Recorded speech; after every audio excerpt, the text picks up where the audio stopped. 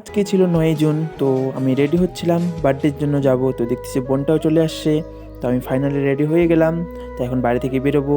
তো বেরোর সাথে সাথে দেখছি মা দাঁড়ায় আছে, আমাকে দেখতেছে। তো চলে আসলাম আমরা রাস্তায়, তো যাচ্ছি।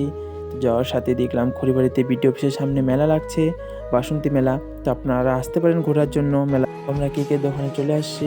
তো বাস স্ট্যান্ডের একটু আগে বয়েজ স্কুলের একটু পিছনে মাঝখানে আছে হনুমান মন্দির, তো ওখানটায় আমাদের কেকের দোকান। তো আমরা চলে আসলাম কেক নিতে।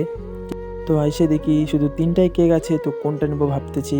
ভাবার পর অত কিছু ভাবার পর নিয়ে নিলাম এই ম্যাঙ্গো ফ্লেভারের কেকটা। তো এখন একটু পোজ দিয়ে দিই।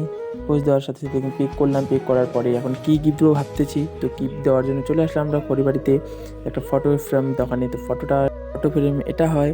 তো দাদাকে আমি আগেই ফটোটা পাঠিয়ে দিচ্ছি, তো দাদাটা বাইর করতেছিল ততক্ষণ আমরা তাহলে একটু মজা করছিলাম। মজা করার সাথে সাথে দেখি ফটোটা হয়ে গেল ফাইনালি। তো এবার আমরা যাব। এসে দেখি কারেন্ট নাই, তো বেলুন ফোলা শুরু করে দিলাম আমি। তো একটু পর কারেন্ট চলে আসছে, বেলুন ফোলা হয়ে গেছে। তো এবার কেক কাটা শুরু।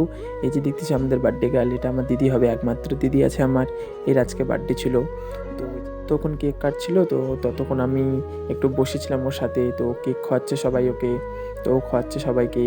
তারপর জামাইবাবু আসলো, জামাইবাবুকে কেক খাওয়াচ্ছে। তো আমাকে খাওয়াবে একটু পরে। আমি ভাবছি আমাকে কখন খাওয়াবে, আমাকে কখন। ফ্রেন্ডটাকে কেক খাওয়াই দিল, তারপর দেখলাম আমাকে খাওয়াচ্ছে। তো আজকের ব্লগটা এটাই ছিল। যদি ব্লগটা ভালো লাগে তাহলে লাইক কমেন্ট সাবস্ক্রাইব করে দিও। তো নতুন নতুন ভিডিও আরও নিয়ে আসবো। ওকে বাই, টাটা আজকের জন্য।